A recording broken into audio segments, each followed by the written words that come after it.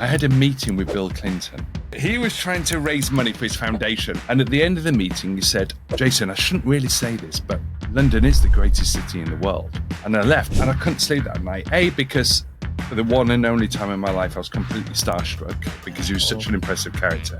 And B, because this was going around in my head about London is the greatest city in the world and I wanted to celebrate it. And what makes it the greatest city in the world? Well, for me, hospitality was central to that. We like to celebrate everything you do outside of work, everything that people enjoy. That's why people have come to London. You know, I know we say we come for the jobs and everything, but if you don't have great hospitality, who's going to want to be here?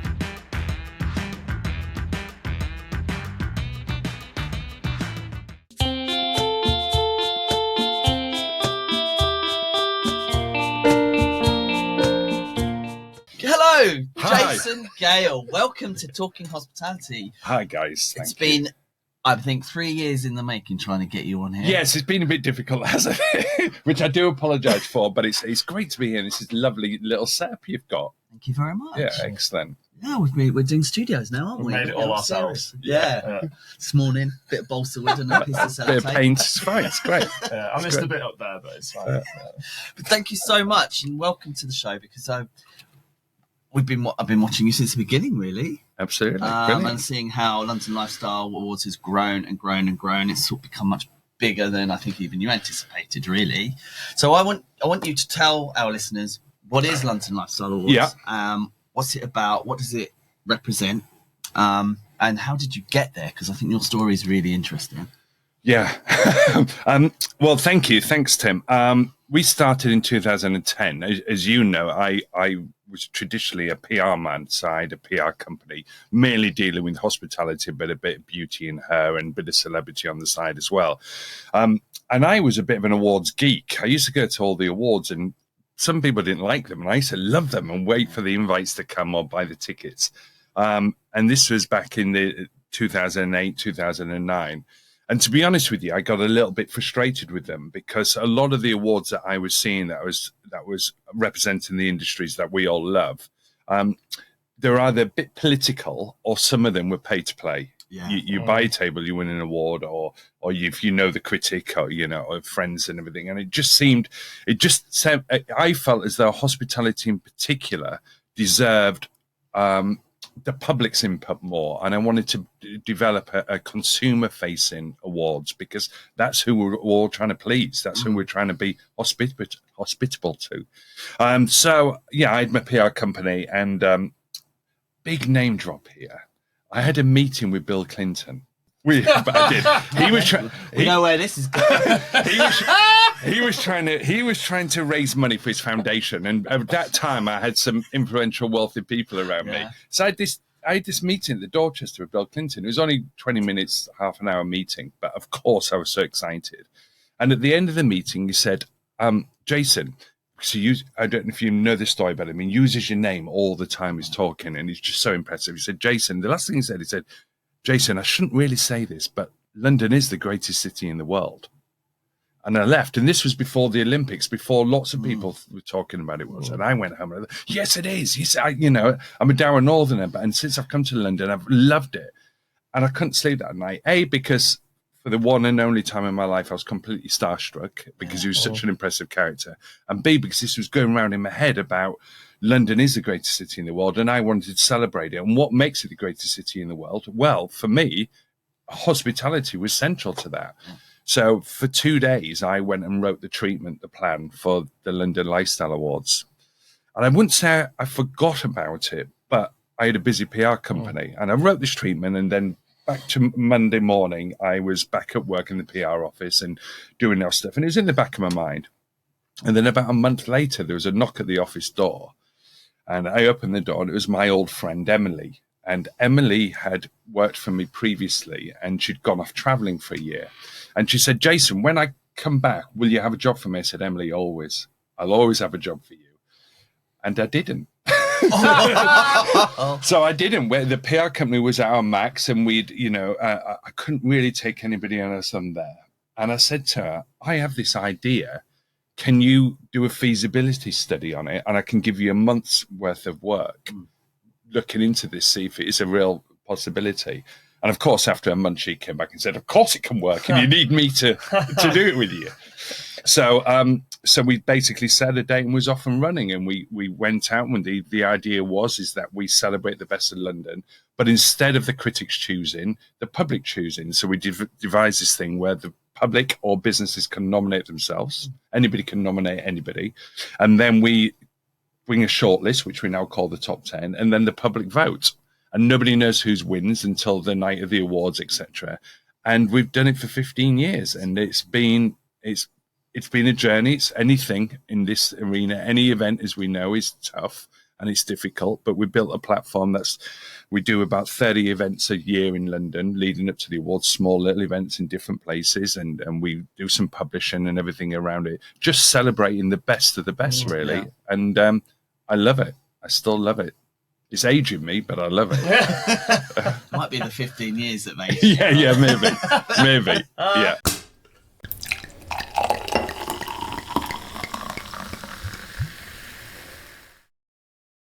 But because obviously luxury lifestyle is a specific sector within a sector kind of thing, and it isn't just hospitality though, is it, that you do? So we try not to just celebrate luxury, the real top end. We obviously do. We obviously that is the hotels that have won in the past and everything are ultimate luxury. And we love that, and we love the bars and everything. But we also celebrate pubs, and we celebrate coffee shops and hairdressers and beauty salons. This year, for the first time, we have wellness facility, because wellness is a big thing that we should all be thinking about, and we've got some great wellness facilities. And then we've celebrated cultural attractions. We always celebrate theatre every year, best theatre show. So it is varied. It's basically, we like to celebrate everything you do outside of work, everything that people enjoy. That's why people have come to London. I know we say we come for the jobs and everything, but if you don't have great hospitality, who's going to want to be here? Absolutely. So this is what we're trying to celebrate and give that maximum profile. And I think that is becoming more and more important as hospitality gets harder and harder and harder to do well. Yeah. It gets harder and harder and harder because of macro reasons, really. I think it's more important than ever that the awards exist and we celebrate them. Yeah, and it's super important as well to have those little moments of celebration, because it is such we don't have those traditional periods where everybody is simultaneously not busy. Yeah. Right. For the events industry, that might be the busy time in the summer, but then that's the time when non-student cities die. Yeah. I'm from Sheffield, and summer's the quietest time for bars and restaurants and cafes there, because there's no students there anymore. And so we don't have that here's the time in the calendar year where we say, right, we've all got time to pause and stop. So you sort of forging that path with what you do, it's important to mark those moments, right? It really is. And some of the businesses that attend, our awards, culminates on, it's usually about November the 3rd, 4th, 5th, around there, usually around there. This year it's November the 3rd. And the businesses that enjoy it so much, win or lose, because nobody knows to the night, are the ones that bring their teams with them. And I've said so many times when somebody's gone on stage because they're in the top 10 or they're a winner, and it's just been them as the owner or the senior manager, and they didn't bring the team. They said, I regret it so much not bringing my team to this, because you don't often be able to be in that sort of environment all together and enjoy it, and also see lots of other people from bars that you used to work in or hotels or that you're going to work in next. Seen that happen. Sorry, Mandrake. But that I really enjoy that element of it. I really enjoy seeing the industry get celebrated from the public, but celebrating together. Maybe you should move to a pay to win model. More people bring their teams. Well, that's how it happens. I still go to a lot of other awards, and I went to one a couple of months ago, and it was a great night. It was a great night, not in our industry, a different industry, and it was a pay to win situation, and everybody knew. And they said, well, we're willing to pay because we can now use this to say we're great. And they were all good businesses. It wasn't as though somebody was paying and they were rubbish. They were good businesses. But it was transactional. But there's 1,000 people in the room. There's 1,000 people all paying £1,000 a head. So, it's a good business model, but it's just not what I want to do. It's a little bit cynical, though. I mean, I get it. I understand why people do it. You know, when I had my business once, we paid to be in a magazine to get some award for something. Yeah. It doesn't, you just know as well when you're presenting going, hey, we're number one, whatever it was. It's just. Yeah. Absolutely. For one of a better phrase. Yeah. But you're absolutely right in terms of employers getting to support the teams as well and getting teams, because an employer which I worked for, which will not be named, we had people going to an event, they won, and there was no one there to support them. Yeah. I mean, that is embarrassing. Yeah. Yeah. That is embarrassing. It's not that there isn't money in the pot. It's just, oh no, we're not going to invest in that. And then our guy won. It is a real shame in some businesses that just don't. We get about 2,000 nominations a year across all our categories, and you talk to the businesses, you talk to them, and you go on a journey with them throughout the year. And some of the businesses, unfortunately, they don't get the mechanic of it and how it can benefit them. And there's no cost to enter. And the night to go to the night with your team, it's a fair few pounds. It's £2.5 a table, £3 a table, whatever table you want. But you should make money back on it because of the marketing collateral that it gives, and also this camaraderie that you get when you take your team out to an expensive night and they know you've spent money on them.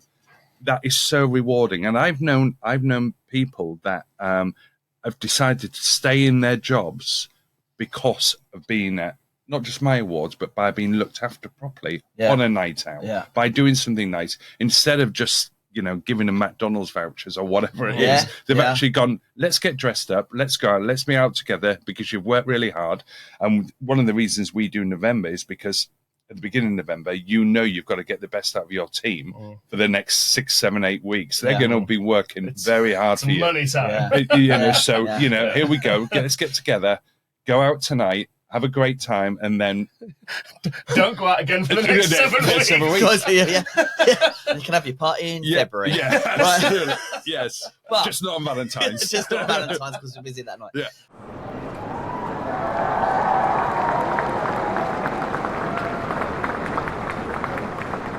Actually, I want to go before, because obviously tickets are about to go on sale. Yeah. And we want to talk about how people can either enter or be involved. Now, before we do that, one of the questions that keeps going around in my mind is that because you've been going for 15 years, you've seen the industry change. Some of the sort of values are changing. Yeah. Can you talk a little bit about your observation from when you first started to some of the shifts that have gone on? We're going to talk it in hospitality terms, obviously, hospitality, to where we are now, what's improved, what's needs improvement, shall we say? It's gone backwards, maybe. Well, I think anybody who's come on your podcast will have said they've seen massive changes over the last period, and certainly over the last 15 years. And I sit in quite a nice position because what I can see who the public are nominating and who the public are voting for, and how that changes and how that changes over the years. And for instance, we've created some new categories because of what the public are demanding. So a few years ago, we brought in activity venue of the year, competitive socializing, the put shacks of the world and everything. And we got a great category for that. And I was celebrating that. And it's one of our most voted for categories because we saw that, like everybody's seen, that people go out now, they don't just want great food or a nice drink or good service. They want to be entertained. With Leo and London Cabaret Club and everything, these places that are putting in on entertainment, we've seen a rise in them doing better and better and better and better. Where at the beginning, you could, the pubs that did well, for instance, some of them didn't even serve food. The pubs that are doing well now, all the pubs that get voted for, they've all got a great menu selection and brilliant. I see that's happening a lot. And also this big movement where people like to go to a venue and start and finish at the venue now, where when I was out 7 nights a week instead of the 5 that I'm currently doing. When I first met, I know. When I first met you, Tim, I was hopping about. You'd go to 5, 6 bars, maybe have a bit to eat, and then you might do 2 or 3 clubs in a night. Probably past each other in the street. Well, exactly. All 7 nights. Yes. Well, that doesn't seem to happen quite as much. I think it's a much more destination experience now. And, we see this. We've just recently launched on the back of the awards a concierge service.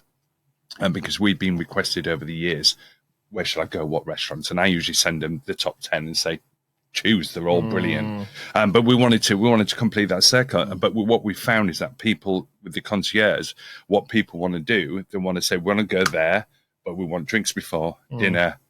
And will they play music later so we can have a little boogie around the table? Yeah, and there's lots of places doing that. So that's been a big development over the last 15 years, because it was very different 15 years ago. It wasn't like that. Do you think that's to do with the trend with alcohol not being quite so important on people's genders? A third of Gen Z don't drink, for example. Yeah. So it's more, because let's face it, if you're going out for a drink, it doesn't matter too much where the venue is by a certain period of time, realistically. No.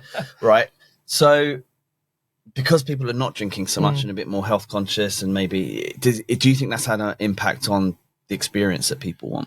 Yeah, I think it has, and I've seen that more in the last 4 or 5 years. Just a bit before COVID, I really started noticing that. But I think what happened with just one destination place was just places like the late night restaurant, Novikov and places like that 10, 15 years ago.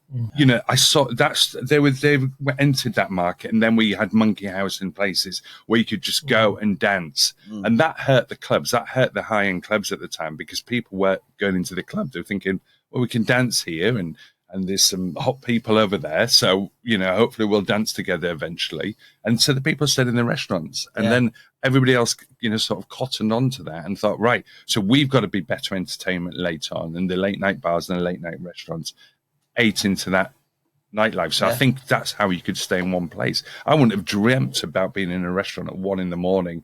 15 years ago, but I think on the way back I might have been. that was a Balance kebab on shop. Compton Street. Yes. Well, an institution that was, is brilliant.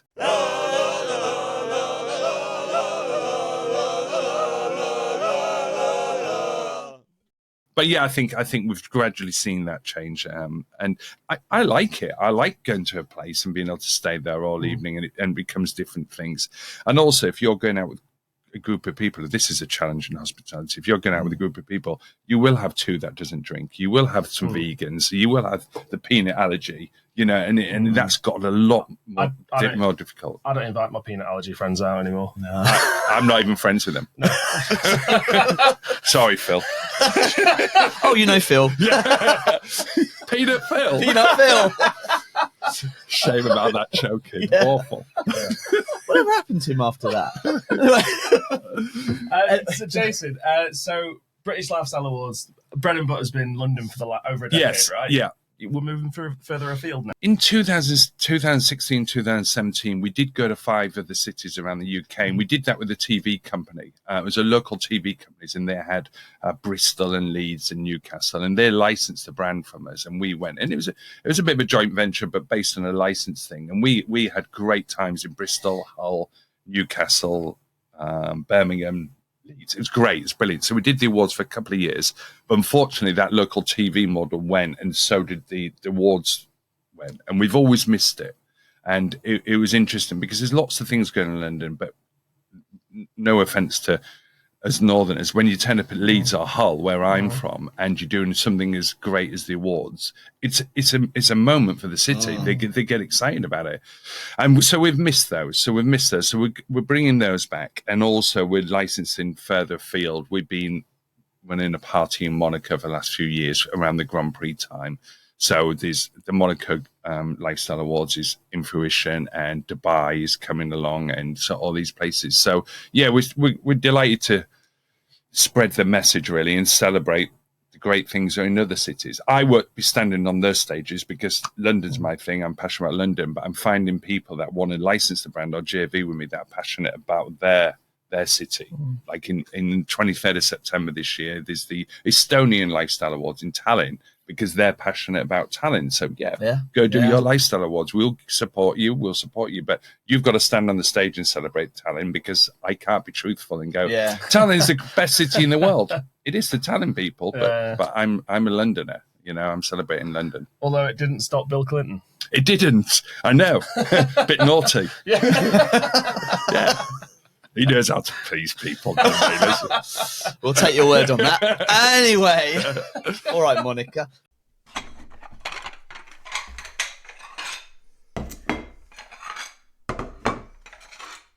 Right now, let's go back. Going to the awards. So let's say you're a business that is quite keen on saying, actually, this sounds like the kind of thing I want to be involved in. Yeah. I don't want to be paying for my to win kudos. I want to actually be. I want to see where we are. Yeah. How we compete against other people. How can they get part of that? So we opened nominations on February the 14th, which is Love London Day, not Valentine's Day. It's Love London Day, we call it. So nominations. So anybody can nominate anybody.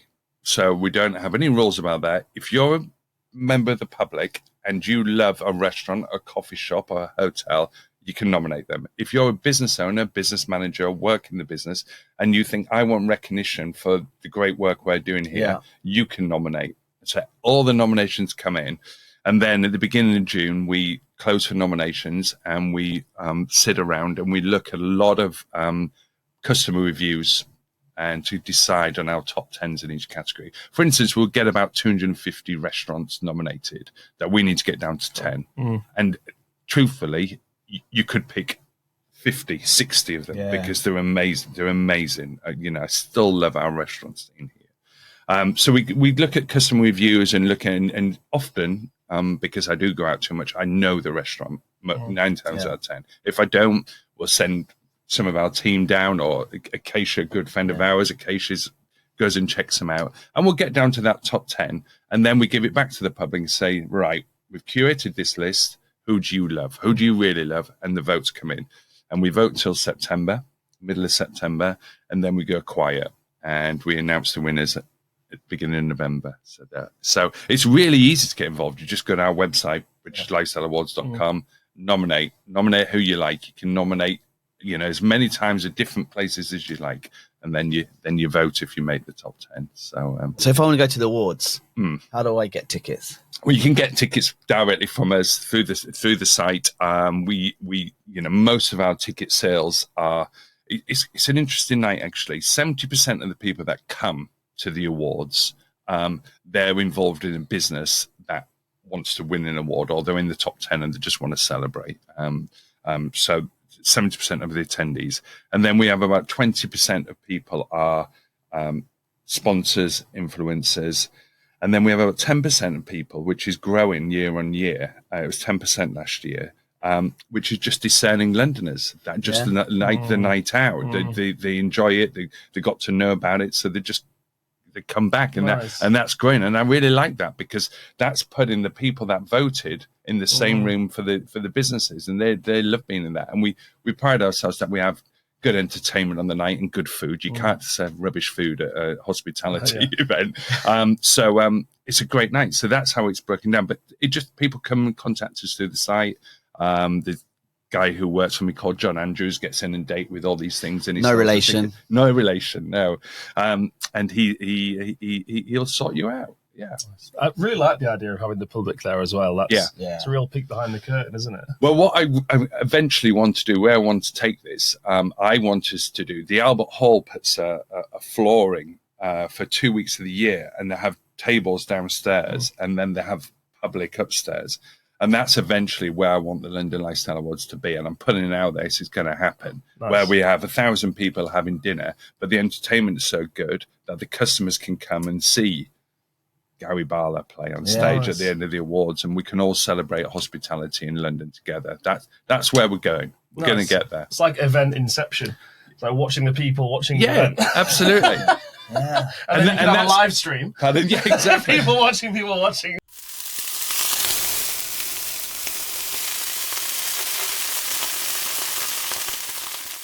Actually, I do want to ask you something before we go. Actually, I understand why you've done it, why you've gone ahead, and it's great, and I love the concept. Were there any sort of hurdles along the way that what were your biggest learning curves that would you say on? Oh, every year, I think after I've done the awards, I have 2 days where I'm sort of doing the press and doing all the rest of it, and then I go into a week where I think, okay, what have I learned this year? What have I learned? How can we improve this year? And by the end of that week, I think, right, next year is going to be perfect because I've learned my lessons now. I finally learned. And it never is completely perfect. There's always things that you want to improve on. I think at the beginning, there was some other awards around that were very happy with me. because I was pulling the curtain back on them a little bit, and that was challenging for the first year or two.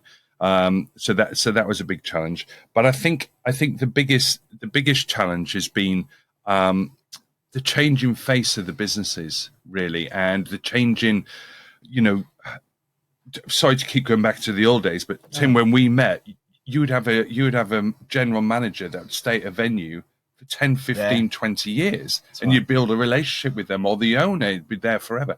This moves around so much now. So maintaining relationships with the restaurants and the bars and the clubs has got harder. And that's why we have these 30 events of the year now, inviting people to them to keep up to date, keep working out how we can help them, because people move around such a lot. That's a good point, actually, because back in when people were more regular, you'd like a venue, but actually you'd go back because it's the manager that you built a relationship, or the staff that were staying there that knew your favourite drink, right? Yeah, and it's less you know them, it's more they know you, right? Yeah, it is. That's what was the feeling, right? Exactly. Yeah. But now when people move from the venue, like the managers move or whatever,